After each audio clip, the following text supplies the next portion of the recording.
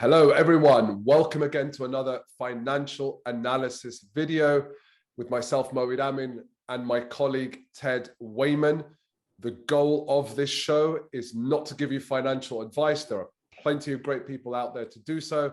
We're not here to even give you advice around investments. Again, plenty of great people out there that can do that for you.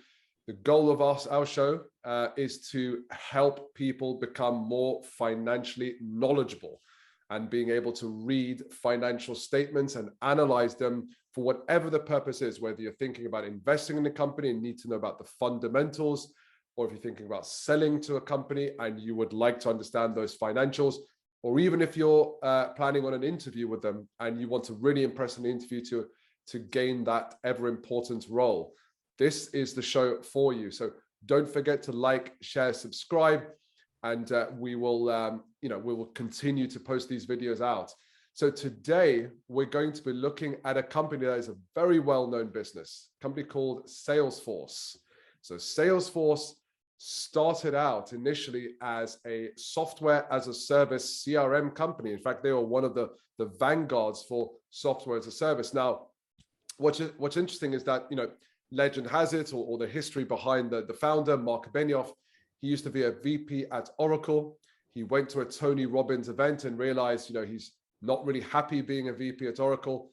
And from then on, he founded Salesforce in 1999. And since then, this company has an incredible growth. So they've expanded from just CRM. They're now involved in analytics, where they acquired, for example, Tableau, which is an analytical software kind of dashboard business, software visualization business for about $15 billion. And they also acquired recently a company, which hopefully you all know of, called Slack, which they acquired for $27 billion. But they're involved in so many areas, including marketing, e-commerce, and even a net zero as a service company, which is involved in sustainability. So quite a sizable business. Just over $21 billion of revenue and around 36,000 employees. So this is a pretty big company that we're going to be looking at. Now, before we go into the analysis of their financial statement, just a quick note on the share price. Even though we're not helping you with investment, it's good to know how that share movement has been making as part of a rounded analysis. So if you'd invested when they floated in 2004, you would be sitting on a 5,254% increase. So quite a sizable growth there. In the last 5 years, you'd be sitting on a profit of, a growth of 159%. And in the last year, 0.95%. So they've been growing a lot since 2004. In fact, their compound annual growth rate over the last 20 years has been 51.22%, which is a pretty sizable number. So this is a company that's clearly doing something right. So we're going to go into the financials now and kind of just help you analyze those financials. We're going to be looking at the retrospective financials, so the audited annual statements, but this will help you look at any future financial statements that they publish, particularly those quarterly statements as well. So Ted, let's take it away and share with our viewers what we've uncovered about this company. Excellent. Thank you very much, Moeed. Good to see you again. And actually, you were mentioning about a lot of our viewers. We are getting a lot of people who are perhaps doing an MBA, for example. They're doing their finance module. They need to analyze a company, and they found that we have done it for them. Please do like, share, subscribe, and do share these videos with your friends, with your colleagues, people who are studying finance, people who are becoming accountants, people who are studying for their MBAs. So it's not just people in the professional world, it's also people who are studying as well. And we are aiming to bring greater financial awareness, financial fluency to the world, one step at a time. So you're absolutely right, here is Salesforce. So let's go and have a look at their financial statements. Now, Moeed, you mentioned we were going to have a look at the annual report and accounts, and here is the annual report and accounts, but actually we're not going to look at the audited annual report and accounts. This is for the full year 2021. We are actually going to look at the quarter for 2022. So here we have the full year fiscal results for 2022. Obviously not for the whole of 22, because we are still in March, but these are the numbers up to the end of February, so the 1st of March 2022. So these are unaudited and are subject to change, so they may well change. There's the caveat. However, why don't we look at them, because they are giving us the full snapshot.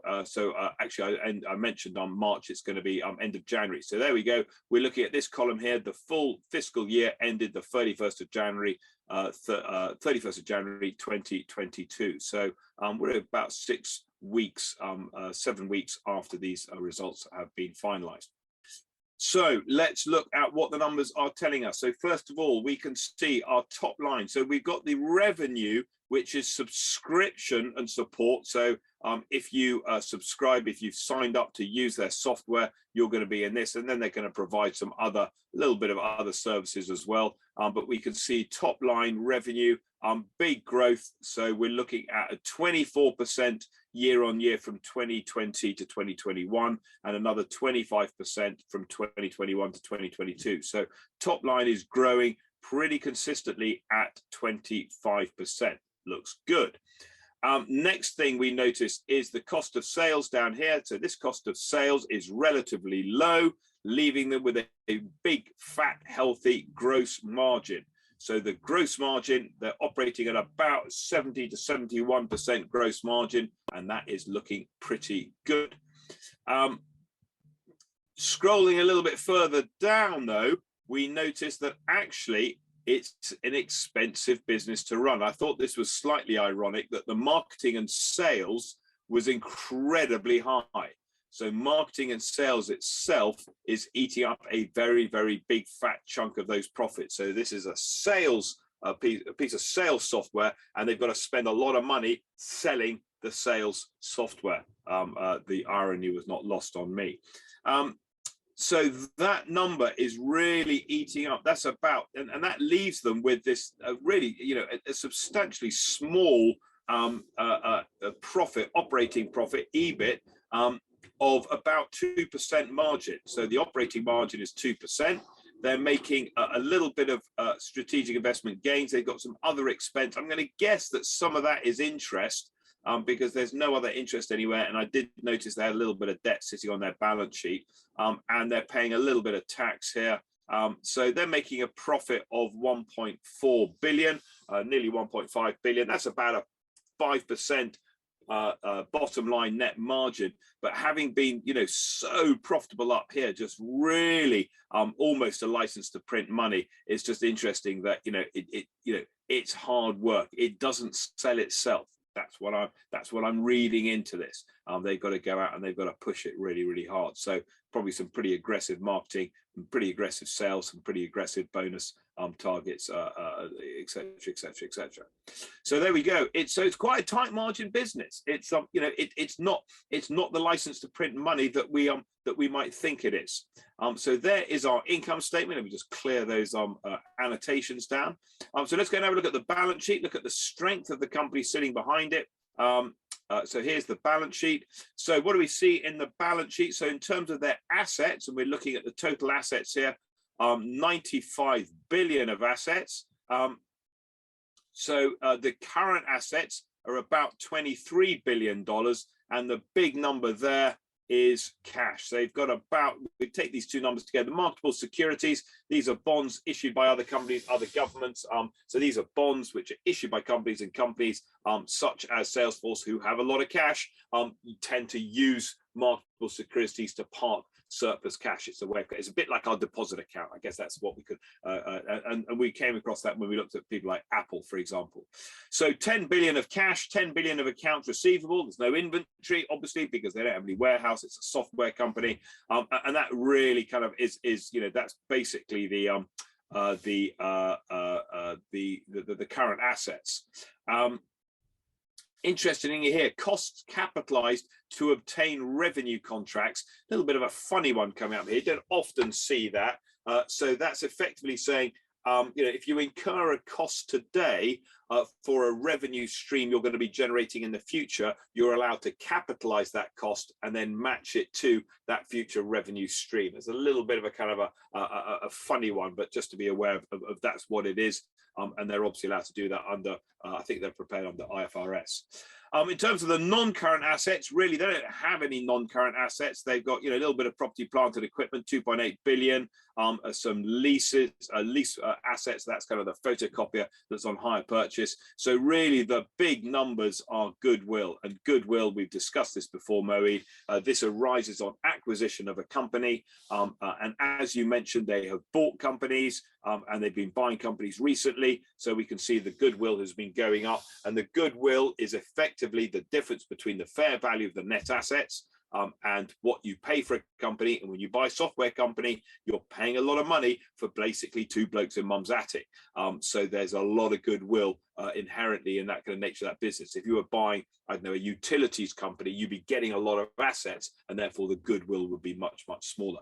So lots of goodwill, and that goodwill is because they have been growing through acquisition. So again, go back to that top line sales, 25%, looks pretty good, but if you're just buying that growth, then that's not as good as you would expect. So, is that growth coming from the salespeople selling, or is that growth coming from buying companies and just plugging them into the kind of the Salesforce network? And if they're buying companies, why are they spending so much money on salespeople? So there's a kind of, there's a few questions I think we need to be kind of asking of the company there. Come down to the bottom half of the balance sheet. So we've got the current liabilities, the amounts we owe and have to pay soon. There it is, 22 billion. Of that, we've got some suppliers, about 5 billion of suppliers. And the big number here is unearned revenue. So unearned revenue, just to remind those of you who are unfamiliar with the term, this is revenue I've received but not yet earned. So these guys will be selling, yearly subscriptions to use their software. And if they sell the subscription, if, for example, they sold it on the 1st of January, they can't book all 12 months into this year. They'd only book 1 month into this year, and the other 11 months they'd have to book into next year. And therefore, it would appear as unearned revenue, revenue I've received this year, but I haven't earned it. I'm going to earn it next year. So they owe it to next year, or they owe it back to their back to their customers. Now, they're not going to physically pay it. It's just a timing difference. So it's not like they've got to write a check for 15 billion at some point. But what that does tell me is that they've probably got very, very good cash flow. And again, 10 billion of cash in the bank, suggesting again that they've got some pretty good, strong cash flow coming through there. Next thing to notice, so these are our current liabilities. Here are the non-current liabilities. Item to notice here is our non-current debt, and we notice that this has increased. So it was consistent 20 to 2021, and now it has increased up to about 11 billion from 2.7 billion. And again, we'll see that in the cash flow, and it looks to me like they've raised that money in order to buy some of these, to make some of these acquisitions. And again, I couldn't see any interest explicitly in the income statement, which is why I think that some of that kind of other expense is probably interest, if not all of it. So come down to the bottom half, to the equity. Let me just clear those annotations. So coming down to the bottom part, here's the equity. So the equity in the business, 58 billion, and that 58 billion is really 51 billion of investment by the shareholders and about 7 billion of retained profit. So the shareholders have put a phenomenally large amount of money into this company. And again, if you notice here, the difference between last year and this year, it's gone up by about 15 billion, suggesting that the company has raised more money through equity as well. So this movement here is the company has been borrowing money during the year, and this movement down here says that the company has been issuing shares. So they've been raising debt and equity to go on a spending spree and buy other companies. The retained earnings is not massive. Now, they're not paying out dividends, and we'll show you that in a minute. So they're making a little bit of profit, and they're just keeping that profit in the business. So this is very much a company that's growing, and it's growing through acquisition. Okay, there's making a little bit of profit, and it's reinvesting that profit, but that's not really driving the growth of this business. But it is still a very, very cash generative business, and that's probably reflected in the valuation. So otherwise, I mean, the balance sheet, the balance sheet's fine. There's no kind of warning signs out there. There's no kind of like, oh my gosh, are they going to survive the next year? Yeah, they're easily going to survive the next year. But we can just, we're starting to get a feel for their profitability and their underlying strategy. Here is the, let's just go down to the movement in equity, if I can find it. No, we haven't got a movement in equity, so don't worry about that. But they're not paying out dividends. You just have to take my word for that, I'm afraid. But what I can tell you is that they are, so here's the cash flow. And again, we're looking at the net cash provided by operating activities. This is our favorite figure, Moeed. Because this is the cash equivalent of their operating profit, or effectively their EBITDA, and it's 6 billion, up from 4.8 billion. So these guys, they are generating lots and lots of cash, and that is a good thing. If we scroll down the cash flow, we're going to see their investing activities. Now, investing activities, we need to be a little bit careful here. So I'm just going to highlight this. You really, if you're doing analysis of this, you need to remove these numbers, okay? This is not investment, okay? This is buying those bonds, those marketable securities, and selling those bonds. So these three numbers is basically a negative number is where they are parking money in a deposit account, and the positive numbers where they're taking it out. Now, the numbers are pretty similar to each other, so it's not going to make a big difference. So we've got 14.5 billion is given to us on the face of the cash flow.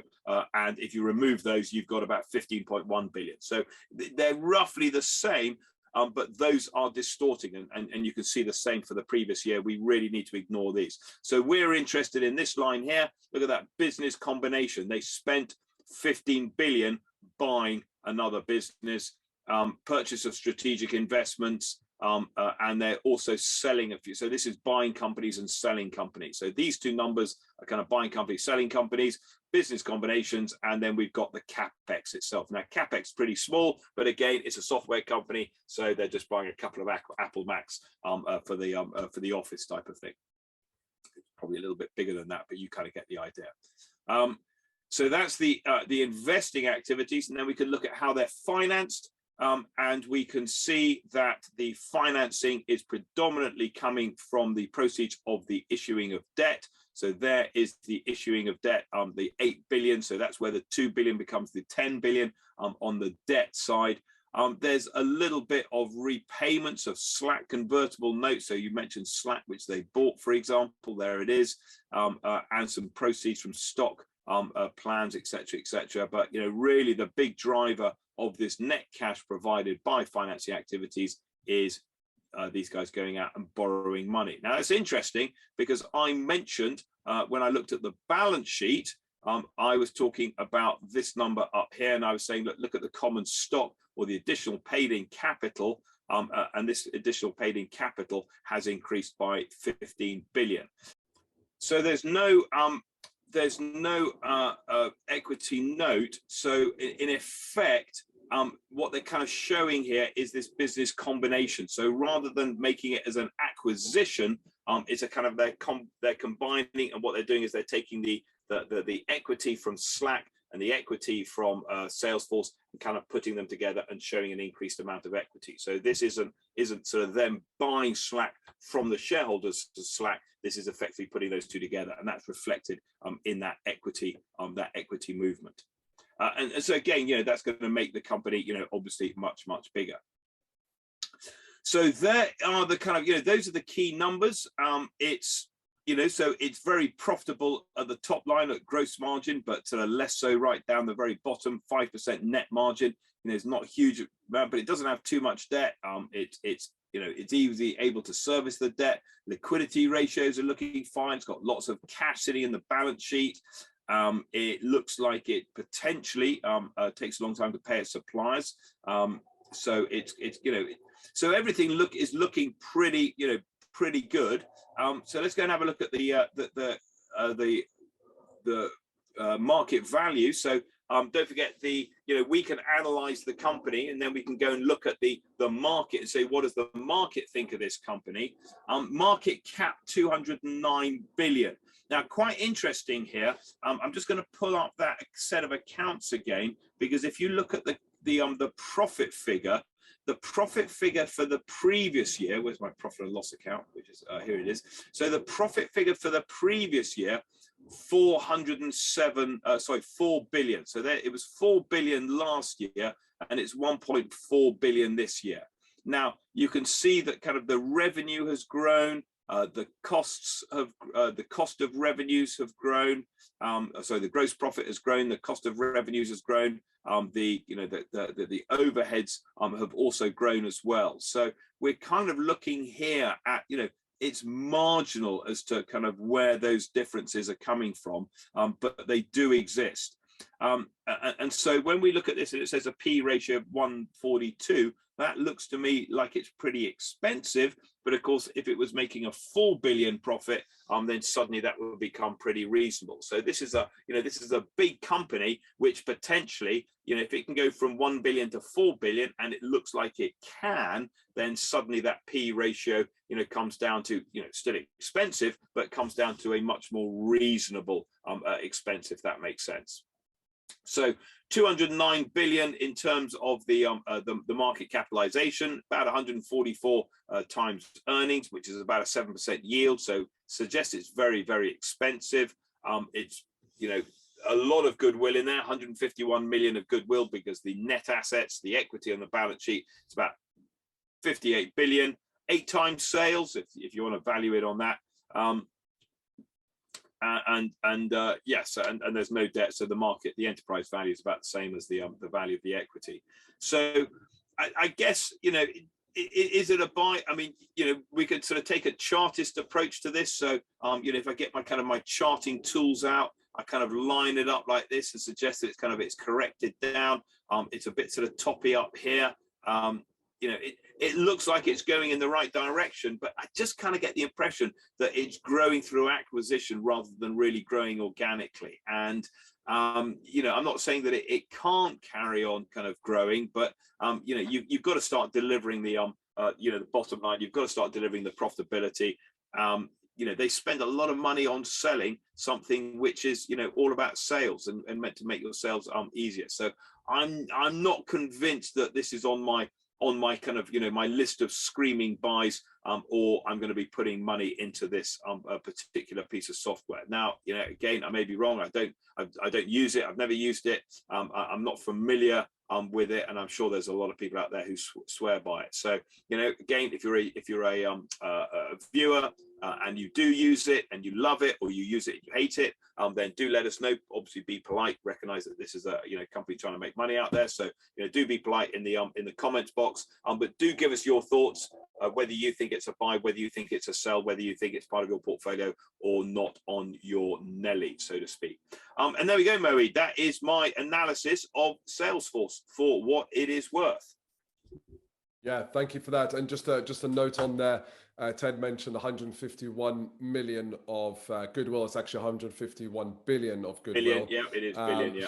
And Ted also mentioned something which is really a core thing around what we're trying to do here. Now, people look at reading financial statements and they kind of think, oh, well, this is difficult. It's just numbers, etc. But Ted said something here that was really critical. And he said, you get a feel for the company based upon what you're reading on the financials. And that's what's vital here. This is not just about reading the financial statement and become financial literate. It's more than that. Through the finances, you actually get a feel for the character of the company and the leaders and the executives involved in there. And what you get from Salesforce, at least what I get from Salesforce, is this is a company about domination. This is a company about expanding both market share, as well as they're trying to take the sales and marketing world, which is pretty fragmented and disjointed, and they're trying to put them together, right? They're trying to capture all of that. So anyone who's selling to a company like this, have that in the top of your mind. Actually, even an investment, that's part of that. And it's probably baked into the price. But if you're selling to a company like that, have that top of your mind. If you're talking to them about things like certainty and profitability, high profitability, that might be of interest for them. But what you can get from reading the financial statement is they're about more than that. They're trying to do something else here. And they probably believe that profitability will come later as they continue to dominate this market and world. So hopefully that's of value to all of you. Please, as Ted said, leave your notes in the comment section. Now, this particular company wasn't a request. It's one of the very few that isn't a request. Most of ours are, like 98% of them are. However, if you do have a company that you would like us to analyze for you, whether you're thinking about investing in them, selling to them, or working for them, do leave a note in the comment section. Leave a description as well to give us some context. And who knows, if your context is good enough, we might bump you up in terms of priority list. So as again, like, share, subscribe, and we'll see you on the next video. Thank you, Ted, and thank you everyone else. Good to see you, Moeed. Catch you later.